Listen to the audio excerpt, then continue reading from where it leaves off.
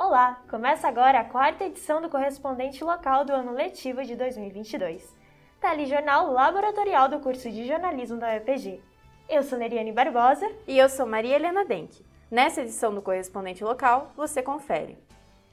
Período de vedação eleitoral que vai até o mês de outubro altera publicações dos perfis institucionais do Paraná. Corrida esportiva promove saúde física e mental a partir do contato com a natureza. No mês de celebração da padroeira de Ponta Grossa, Catedral Santana retorna com visitas guiadas. Sexta e 6 retoma as atividades após 2 anos sem shows devido à pandemia do coronavírus. Está no ar o Correspondente Local.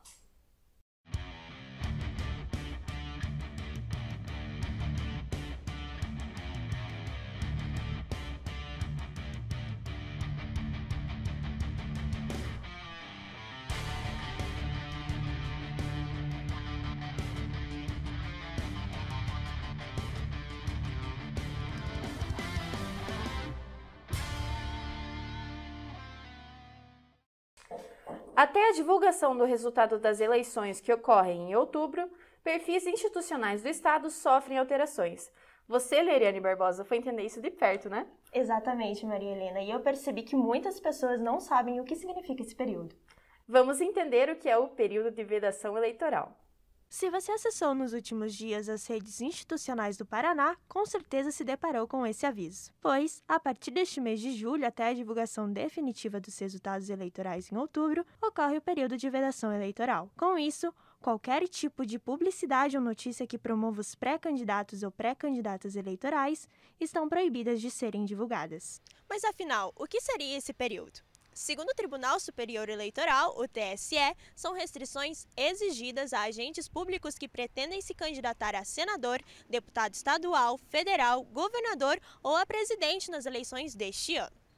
Ligado a isso, também estão impedidas publicidades institucionais que promovam tais candidatos. Com base na Lei Federal 9.504 de 1997, o governo do estado do Paraná atualizou em fevereiro deste ano as condutas vedadas aos agentes públicos dos órgãos da administração direta e indireta. O artigo 10 do decreto estadual impede de serem publicados materiais que não tenham caráter educativo, informativo ou de orientação social. Além disso, a instituição não pode utilizar nomes, símbolos ou imagens que promovam autoridades ou servidores públicos. Leandro Rosa é presidente da Comissão de Direito Eleitoral da Ordem dos Advogados do Brasil, a OAB de Curitiba.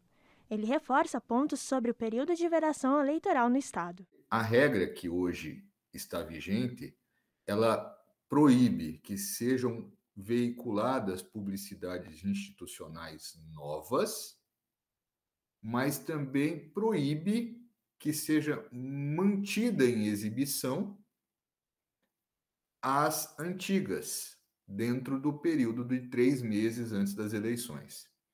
Com isso, então, a única coisa de publicidade oficial que se pode fazer, publicidade dos órgãos públicos, é as que cabem na exceção de propaganda de produtos e serviços que tenham concorrência no mercado. E é preciso, nesse ponto, só fazer uma ressalva. A gente está falando de publicidade. Publicidade veiculada com origem no setor público. Agora, a comunicação é feita exclusivamente pela Agência de Notícias do Paraná através do endereço aen.pr.gov.br. Então calma, o site institucional que você costuma acompanhar não está com problemas técnicos, ele só está, digamos que, de férias. Neriane Barbosa para o Correspondente Local.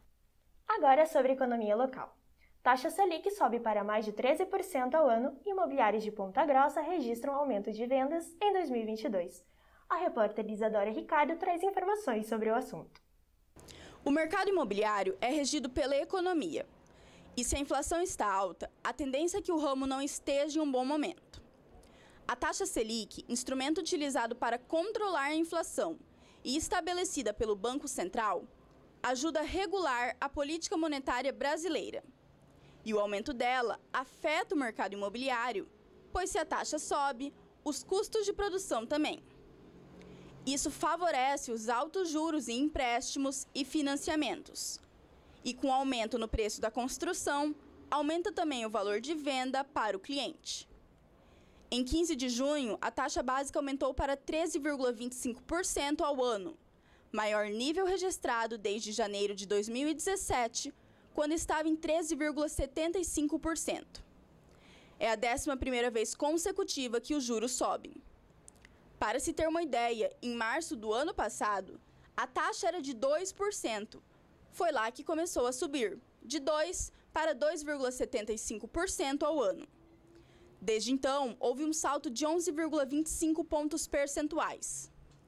Contrariando o esperado, em Ponta Grossa, algumas imobiliárias registraram um aumento nas vendas, com transações comerciais tendo valor médio de 350 mil. Outra empresa ainda afirma ter tido um aumento de 40% nas vendas no primeiro semestre de 2022. Entretanto, o bom momento do mercado não é regra, pois com o aumento da inflação, há uma queda no poder aquisitivo das famílias. E se não tem venda, o faturamento das imobiliárias cai. Isadora Ricardo, para o correspondente local. As tão famosas mobiletes dos anos 70 são consideradas um meio de transporte alternativo para quem busca economizar uma grana ao final do mês. Quem conta essa história é a repórter Mariana Gonçalves. Autonomia, economia e sustentabilidade são os principais argumentos daqueles que optaram por utilizar as mobiletes em seu cotidiano. Popular desde os anos 70, a mobilete surgiu como uma alternativa aos outros veículos. De acordo com o aplicativo Menor Preços do Nota Paraná, o valor mais baixo da gasolina nos postos da cidade neste período é de R$ 5,94. As mobiletes podem representar uma saída para quem busca ainda mais economia. Jason Neves, proprietário de uma loja especializada na cidade, fala sobre as vantagens do ciclomotor. Você roda em média com ela, assim com uma carga de bateria 50 km, gastando 60 centavos de energia. Então isso faz com que você tenha uma economia muito grande, ainda mais com altos combustíveis, além de estar com um transporte sustentável, sem agredir o meio ambiente e trazendo saúde mesmo para a nossa cidade. A gente tem modelo assim que para você poder rodar de 50 km com uma carga de bateria chegando a 60 por hora, como tem modelo que compete com uma moto normal aí, que ela vai chegar a 120 km por hora e roda 200 km com uma autonomia de bateria. Yasmin Rosas é uma das adeptas desse meio de transporte. Ela conta que conheceu as mobiletes em uma viagem que fez a São Paulo. Quando a gente descobriu que tinha aberto uma loja de moto elétrica aqui, a gente ficou muito curiosa, a gente foi lá ver e a gente se encantou pela motinha elétrica, porque a gente só tem um carro na minha casa e a gente tem 4 pessoas, então a moto elétrica ia facilitar muito a nossa rotina, o nosso dia a dia. Comecei a usar a moto para vir trabalhar, porque facilitou a rotina de todo mundo lá em casa, a minha rotina também ficou mais independente para mim vir trabalhar. Fora a questão da economia, eu não gasto com gasolina nem com álcool, eu carrego o meu meio de transporte numa tomada. Para pilotar uma mobilete é necessário ter autorização para conduzir ciclomotores, a chamada ACC. Além disso, ter 18 anos ou mais, saber ler e escrever, possuir documento de identidade e CPF. Mariana Gonçalves, para o correspondente local. A Catedral Santana de Ponta Grossa volta com as atividades guiadas. A atividade dá acesso a espaços desconhecidos pela população. A repórter Victoria Celares fez um tour pelo local. Confira. Quem nunca quis conhecer mais sobre a curiosa arquitetura da Paróquia Santana, mais conhecida como Catedral do Pavão? O nome é em homenagem à padroeira da cidade, que é celebrada no dia 26 de julho. Após 2 anos, a igreja voltou a realizar as visitas guiadas no espaço. O passeio possibilita conhecer diversos ambientes, desde a nave auxiliar, salão principal, onde fica a imagem da Senhora Santana, também a cripta, cúpula e o acervo da antiga catedral. Quem foi nossa guia nessa visita foi a Alessandra Soares, que é a coordenadora pastoral do Patrimônio Cultural. Ela explica como a religiosidade está atrelada à cultura local. O valor religioso é poder mostrar um pouco mais para as pessoas a riqueza religiosa que nós temos aqui, que acaba se agregando ao valor cultural e histórico, né? Que tem muita coisa que remete, é muito interligado a parte histórica com a parte cultural, né? Puxa muito dos tempos antigos, da relação antiga que a cidade tem com a antiga catedral e com a nova catedral. O projeto iniciou há 5 anos, mas em 2020 e 2021 ficou suspenso por causa da pandemia. Nós iniciamos o projeto em 2018, né? Sempre no mês de junho e julho, em Saúde e a Festa de Santana, mas estávamos fazendo em dezembro e janeiro também, períodos de férias, né? Mas depois que a pandemia foi cessado. O último local da visita é o topo da catedral, onde os visitantes podem ter uma vista ampla de toda a cidade, além de contemplar o céu perto do horário do pôr do sol. A 50 metros do solo, a chegada no topo proporciona uma experiência de tirar o fôlego. Mas não é somente isso que marca os visitantes, como conta a Fernanda, que fez o tour pela primeira vez. Primeira vez que eu venho para cá. Eu achei muito incrível, muito linda a vista, né? Bem interessante também a história da catedral, né? É muito interessante conhecer a história, um pouco da cidade também, né? Mas engana-se quem pensa que a história acaba na estrutura diferenciada. Além de ser um grande projeto arquitetônico, abaixo da catedral há um verdadeiro cemitério, com mais de 9.000 túmulos, entre ossos e cinzas. Isso e muito mais é o que você pode conferir na visita guiada. O espaço é aberto para todos os públicos. O ingresso custa R$ 20. Estudantes podem pagar meia entrada. Nesse ano, os passeios vão até dezembro. O agendamento deve ser via WhatsApp da paróquia. Corrida esportiva promove saúde física e mental a partir do contato com a natureza. Veja a reportagem de Cassiana Tosati. A possibilidade de fuga do ambiente urbano, da poluição sonora e visual da cidade, atrai muitas pessoas desde o início da pandemia. O ecoturismo virou tendência, e a busca por ele, aliada à prática de exercícios, é uma alternativa para aliviar o estresse do dia a dia. Em Ponta Grossa, com essa ideia em consideração, é promovida a Corrida na Roça, cuja segunda etapa ocorre no sábado, dia 16 de julho, na Fazenda Pedra Verde. Um dos intuitos nossos, né, é promover o turismo, né? Para a gente trazer as pessoas para um ponto turístico, fora do que já tem no ponto turístico, a gente coloca a corrida. Então a pessoa pode ter um motivo para ir naquele ponto turístico, que seria no caso a corrida. E a gente, como faz uma divulgação para fora de Ponta Grossa, então a gente quer cada vez mais que pessoas de outras cidades venham para Ponta Grossa para correr num ponto turístico.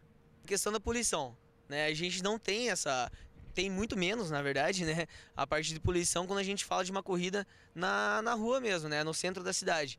Então a gente não tem a questão dos ruídos também, é muito menor, né, a gente tem mais a questão dos pássaros, mais uma questão natural mesmo, né, isso já faz com que a pessoa já fique uma tranquilidade maior para estar correndo, né, e junto com a qualidade de vida que é a corrida, ou se a pessoa está iniciando uma caminhada, né. O interesse pela prática de exercício aliado ao turismo em Ponta Grossa não se limita aos habitantes da cidade. Entre os, em média, 300 participantes da primeira etapa da Corrida na Roça, estão os que vieram de outros municípios para explorar a região dos Campos Gerais. Ivana Lovato ficou em primeiro lugar na etapa inicial da Corrida na Roça e participará da segunda. Ela reside em Ipiranga e aos 39 anos aproveita eventos de corrida para conhecer locais turísticos e desafios diferentes que esses locais proporcionam. As crianças até falam, mãe, quando você vai correr para nós ir conhecer tal lugar, né? Porque, ó, Vila Velha era um lugar que eu gostava, né? Gostaria muito de conhecer, nunca tive oportunidade. E agora a gente foi na corrida e acabamos conhecendo, né? O Buraco do Padre também foi outro lugar que a gente foi. Já tem todos esses desafios, tem o buraco ali que você tem que passar, às vezes tem alguma árvore caída, você tem que, né, parar, você vai passar por dentro de um riacho, você tem que tomar cuidado para não deslizar, não cair, né? Então tem tudo isso, tem alguns lugares que você não consegue correr, você tem que caminhar, né? Então o desafio é muito maior, acho que isso que torna a prova mais interessante, né? A segunda etapa da corrida conta novamente com cerca de 300 participantes. E as provas previstas são corridas de 5 e 10 quilômetros, caminhadas de 5 quilômetros e corrida kids. O Museu de Ciências Naturais da UEPG é inaugurado no campus de Varanas. A produção é da Ana Barbato. Minerais, rochas, meteoritos, fósseis e animais empalhados. Essas são algumas das 2.000 peças expostas no Museu de Ciências Naturais da Universidade Estadual de Ponta Grossa, localizado no Centro de Convivências do campus de Varanas. Durante a visita, é possível adquirir conhecimento sobre a história da Terra e dos Campos Gerais. E para ajudar nesse quesito, o museu disponibiliza um audioguia que pode ser escutado pelos visitantes. O museu apresenta exposições de objetos e informações que contam a história do nosso planeta pela sua geodiversidade e biodiversidade. Esperamos que a visita seja prazerosa e que as informações oferecidas contribuam para um melhor entendimento do meio ambiente, da vida e do nosso papel no destino do planeta Terra. Conheça agora um pouco sobre as diferentes seções que compõem o museu. O museu reúne peças que estavam distribuídas em diferentes setores da universidade, como no Museu Campos Gerais e em cerca de 12 laboratórios de pesquisa. Alguns itens, inclusive, eram de coleções pessoais de professores e alunos. Após a inauguração, alguns estudantes passaram a analisar o impacto do museu para Ponta Grossa.